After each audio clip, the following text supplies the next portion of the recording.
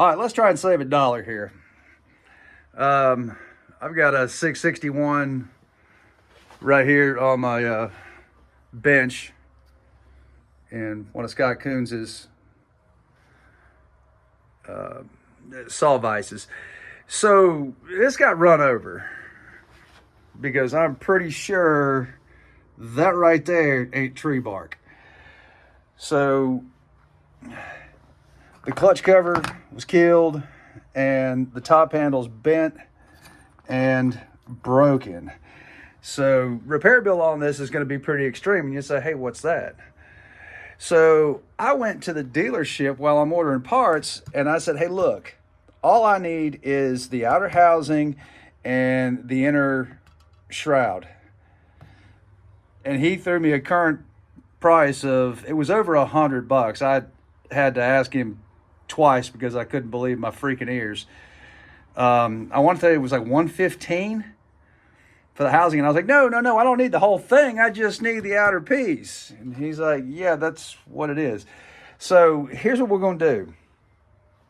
And because I know, and if you read any of the forums about, or any of the videos about the clone saws, that the recoils are not the best. They're problematic. But this one came from the Duke off of eBay.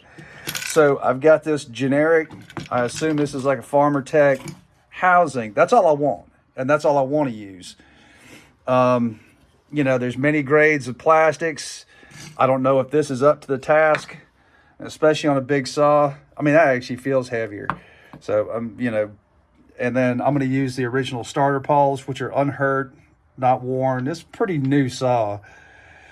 And I feel a lot better about the quality of metal with this clip that holds the starter pawls in here. And even if you look at this spring, I just don't feel like it's already, and I didn't even do anything but cycle it. And it did okay. They put a bunch of grease on here that doesn't need to be there. But there's a bend in it right there. And I don't know if that was from install or just the one time it didn't catch. And you just look at a factory spring and it's just so much better. So I'm gonna pop my good spring out, pop my bad spring out, and then let's put the whole thing together. Once I get this spring out of here, I'll be able to pop the 661 cover. Sometimes you can get it if you get something really skinny and get underneath there, but sometimes you'll break off those 4 posts that snap it into place. So I'm going to try and push it out from behind, and we'll get this thing put together. The rope's a little haggard on this, and I'll do a little piece on how to replace your Elasto Start rope. You can go to your local dealer, and he's got a spool of this rope, and it has the grommet pressed in there that recedes in the handle, and then this is your stretchy part, and that's the part that snaps into the top of the handle. A handy trick for this, when you cut it at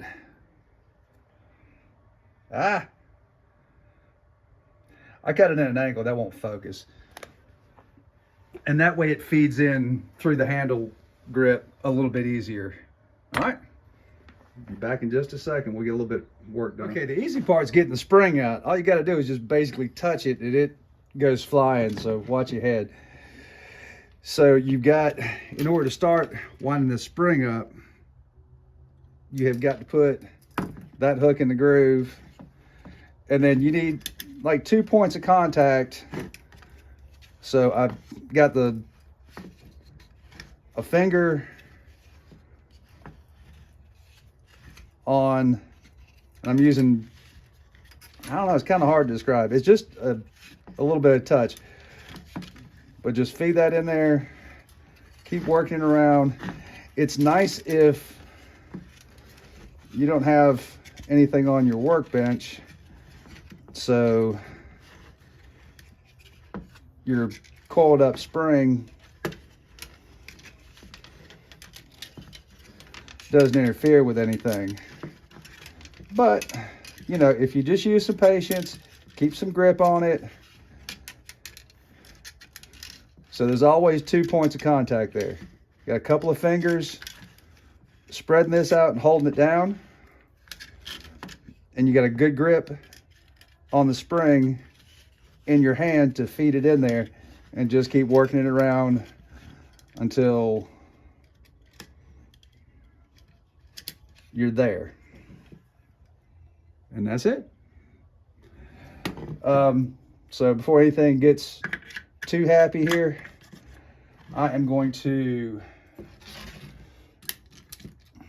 drop our starter pawls in that, then you'll have a washer and then you got your clip. Put that there, those in there, and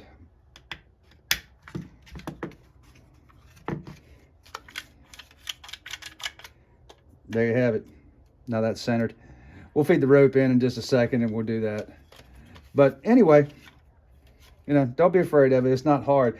By the way, this fully set up, assembled recoil for the 661 from Duke's was like $38 delivered to my door. And yeah, this spring, you can feel how light it is compared to a standard steel spring. And look, I'm not even pushing hard. It's you can't do that with a steel spring.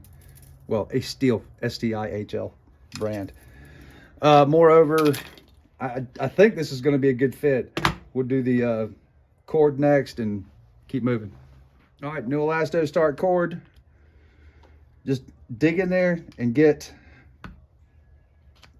this crimp out, or this little plastic nylon stopper. And then you see that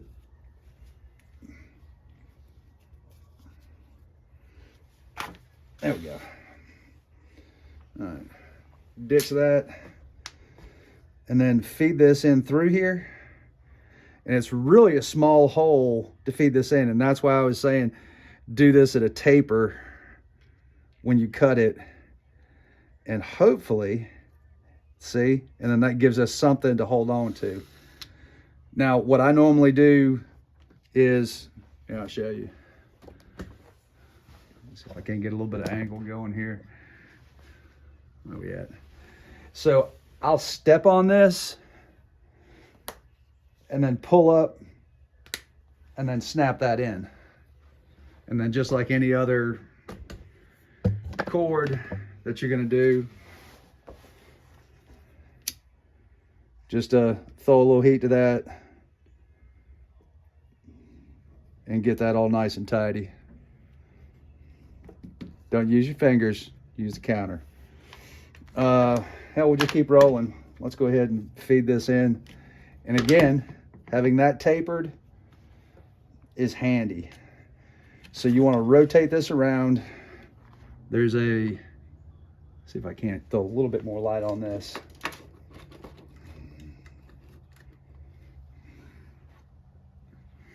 So right there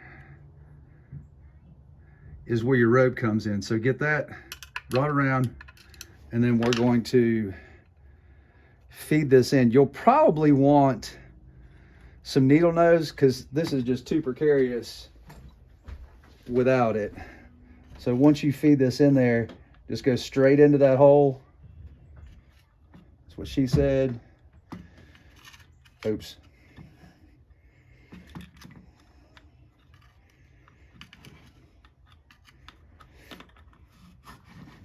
All right, when you do your knot on this, just want to make sure you guys can see me.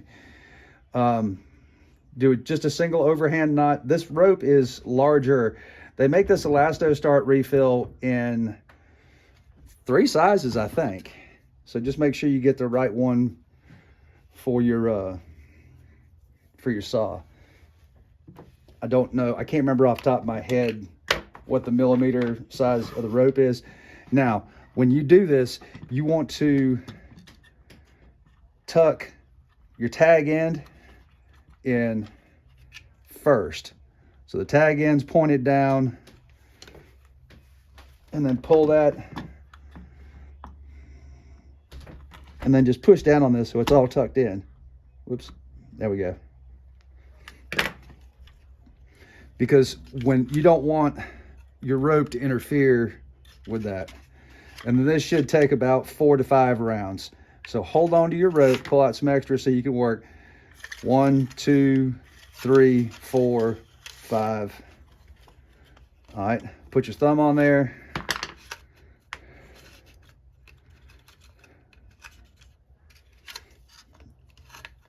Take the twirl out of your rope so there's no twist in it, and then put it back.